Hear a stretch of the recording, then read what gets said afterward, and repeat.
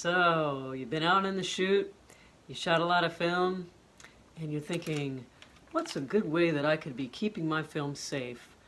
You know, it's nice putting it in a black plastic bag and all that, but what if there was something, like the 35mm film? Why does it get the cool canisters? Oh, wait for it. I'm going to show you how to make your own. You've probably heard the term subdued light an awful lot in relation to the Holga camera and unloading. Subdued as in, don't hold it out in front of the sun, but don't freak out too much about it either. Make sure that your film has been all the way wound up onto the take-up spool by watching through the window and making sure, you'll see the paper just disappear and go on its way winding around there. But then, if you want to shoot out in the field and load another roll, do that, load another roll, by all means. Maybe just sort of hunch over a little bit over your camera and turn your back to the sun when it's time to unload the roll that you've got in there.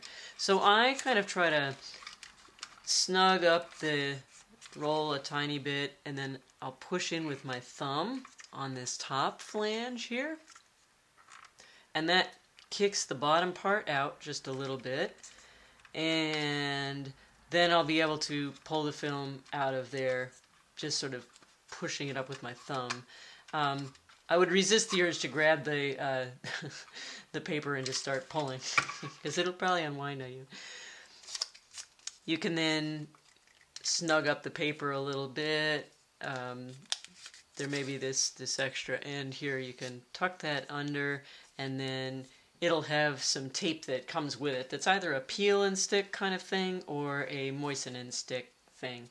This happens to be my trusty demo reel, and so I'm just going to put some tape on here to demonstrate that purpose for you.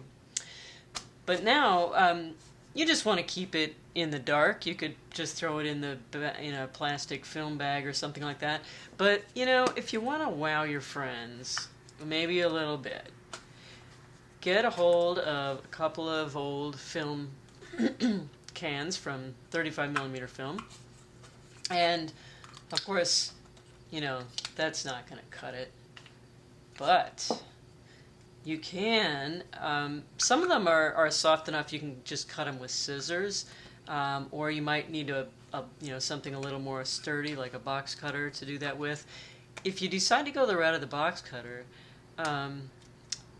put the film can's top on, because that'll help keep the side from collapsing as you sort of stab into it to make the initial cut.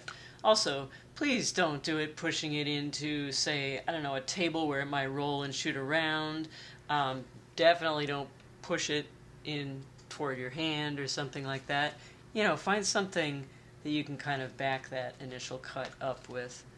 So there, I've got that little stab down in there, and now I can either, continue working it around like this, or at this point, probably I can just insert my scissors in there.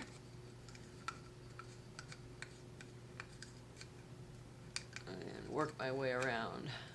What we want to keep is actually the top with the rim. We don't really need this bottom part. And so that's why you can't just cut in from here to create this piece. But, a little patience with a pair of scissors is very safe. You could also obviously work your way around like something like this, just to fine tune.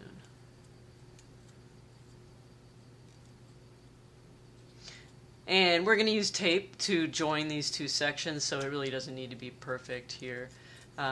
This stage is actually much easier using scissors, because now that it's cut, you can see you can just sort of let the scissors ride around and level that section off. And you could check and see how far it needs to go down and really custom size it specifically for your roll. I actually use two slightly different types here, so it feels almost like one's going to go inside the other. But yeah, it's trusty electrical tape here. And we will soon have a custom-made, reusable, light-proof container for our film.